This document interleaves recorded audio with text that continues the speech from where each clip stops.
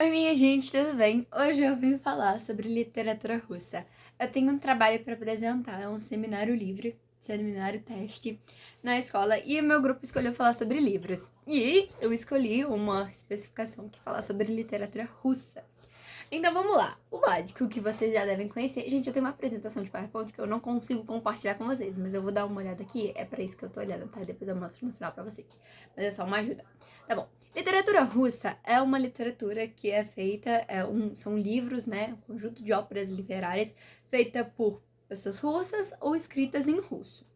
O que a literatura russa ela tem de diferente para ter, tipo assim, uau, literatura russa? Ela é muito conhecida. Por quê? Porque ela é conhecida pela profundidade psicológica, filosófica e moral.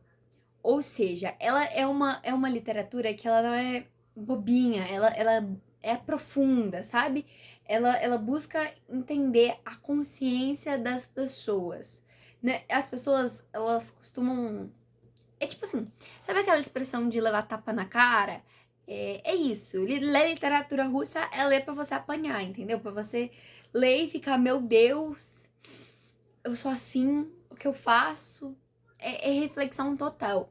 E aí ela tenta entender o que é o ser humano diante da fé, da dor, da dúvida, do amor, da injustiça, de todas as situações. Ela coloca o ser humano numa situação e aí os autores que escrevem, né, tentam entender qual que é a reação do ser humano mediante aquela situação que ele tá vivendo. E aí, ela é muito famosa, né, por não dar respostas fáceis. Como eu falei, ela não é uma coisa rasa, é uma coisa muito profunda. É olhar para dentro da alma, onde mora a dúvida, o medo, a esperança, é isso. Então pensa, você é um autor e você vai tentar escrever sobre tudo que você sente. Só que muitas vezes a gente não sabe o que a gente sente, certo? Por isso que é uma coisa muito filosófica, é a busca para encontrar a verdade do porquê a gente faz as coisas, do porquê a gente sente. Então, para você ler literatura russa, você tem que sentir, entendeu? Não é uma literatura igual romance, que pelo menos eu leio com muita facilidade. Eu leio um romance de 400 páginas num dia. Não é uma literatura que eu consigo ler 400 páginas num dia. Eu penei para ler. Deixa eu ver quantas páginas tem aqui. Acho que são 80 páginas em um dia. Porque você tem que pensar, o tempo todo você tem que estar ali refletindo, pensando, tá ligado no que tá acontecendo. Entendeu? No livro, pra você conseguir entender. Porque se você pular uma linha ali, não prestando atenção, você perdeu a história. Você perdeu a reflexão ali no meio. E aí, beleza. A gente tem algumas características que são as principais, que é a linguagem intensa e emocional, reflexões filosóficas e espirituais, uma crítica social e política, porque você fala, né, do ambiente em que o homem está envolvido, né, diante da situação que ele tá passando. Aí os personagens sempre enfrentam dilemas profundos, profundos, assim, é aquela coisa de neurose, assim, uma coisa séria. E normalmente tem um cenário com os históricos turbulentos, guerra, pobreza, revolução. Isso é um cenário que costuma acontecer nos cenários de fundo das histórias. E aí a gente tem alguns autores principais, que o primeiro, o principal, o mais, é o Dostoiévski, Fyodor Dostoiévski, que assim, eu sou apaixonada, eu li um livro dele, quero ler todos, porque o cara, ele é sensacional. E aí os livros mais famosos dele são Crime e Castigo, Memórias do Subsolo, Noites Brancas, Os Irmãos Karamazov, aí tem o Liev Tolstói, aí tem Guerra e Paz, Ana Karenina, Anton Chekhov, que é contos e peças como Tia Vânia, Nikolai Gogol, O Capote e Almas Mortas, e Alexander Potkin, que tem o Eugênio Onegin. Esses são alguns dos principais autores da literatura russa. E uma curiosidade para vocês, eu não sei se vocês achavam, mas pelo menos eu achava que o Franz Kafka era um autor russo, e eu descobri que ele é tcheco, não russo, e para mim fazia total sentido ele ser russo, porque segue a mesma lógica da literatura russa. Mas enfim, é tcheco, não russo. E aí, a gente vai falar, beleza, mas livro que reflete, eu posso ler livro de autoajuda, livro de autorreflexão. O que a literatura russa tem de especial? A literatura russa, ela tem uma forma assim, não digo agressiva, mas é uma forma assim, potente. Ela ao mesmo tempo que ela te dá tapa na cara direto, ela não dá. Então você tem que estar ali imerso. Nesse processo de imersão, você vai entender que ninguém é 100% uma coisa só bom ou só mal. Todo mundo tem essas contradições. Ensina que o sofrimento não é inútil. Ensina que a gente tem que aprender com o nosso sofrimento. Aprofundar a empatia, o olhar no outro. Porque quando a gente vê a dor ali no livro, a gente aprende a... Peraí, gente. A questão da dor é que eles falam que o sofrimento não é inútil. Por quê?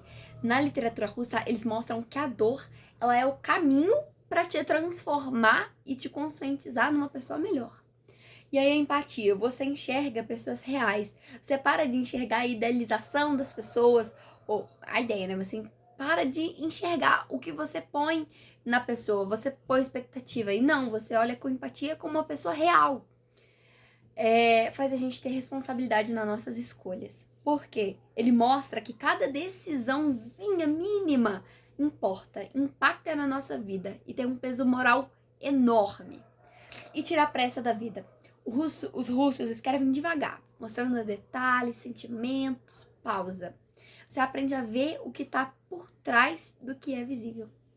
Lá na literatura russa, eles escrevem detalhado, sabe? É uma divagação, não divagação, mas sabe, mostra todo o pensamento. Ele não traz pra você pronta a frase, ele vai mostrando o raciocínio pra chegar naquele pensamento. Isso é importante, porque você vai criando aquela reflexão.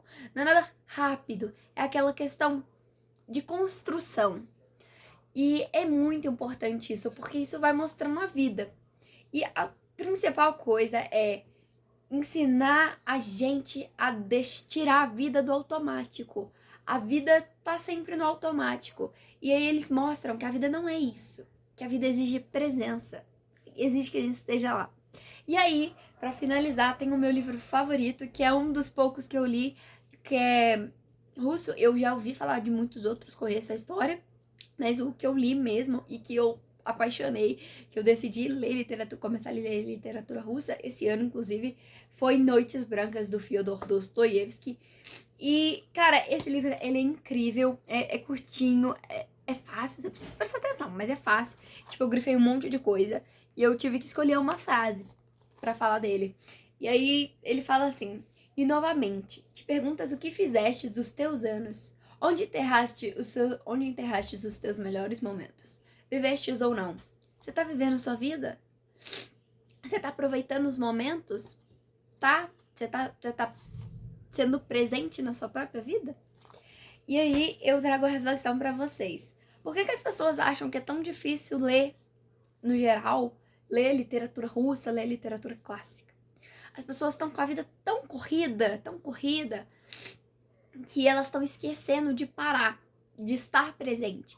E ler literatura clássica, principalmente, é uma coisa que te exige presença. Porque se você ler um livro, vou falar novamente dos romances pra mim, eu leio muitas vezes no automático. Eu esqueço as histórias com facilidade, porque pra mim ler é automático. Agora, quando eu pego um livro desse, eu tenho que estar presente. Eu tenho que ler, eu tenho que prestar atenção. E assim, é uma coisa que exige muito, mas que é uma experiência incrível. Então fica aí pra vocês um pouco sobre a literatura russa. Quando eu tiver lido mais livros, eu venho trazer pra vocês. Eu só podia falar 3 minutos na minha apresentação, então acho que eu já percebi que eu vou ter que cortar muita coisa. Mas eu espero que vocês tenham gostado. Vou trazer mais conteúdos assim. E eu amo esse livro, gente, eu vou indicar pra todo mundo. Leiam, é muito bom. Beijos!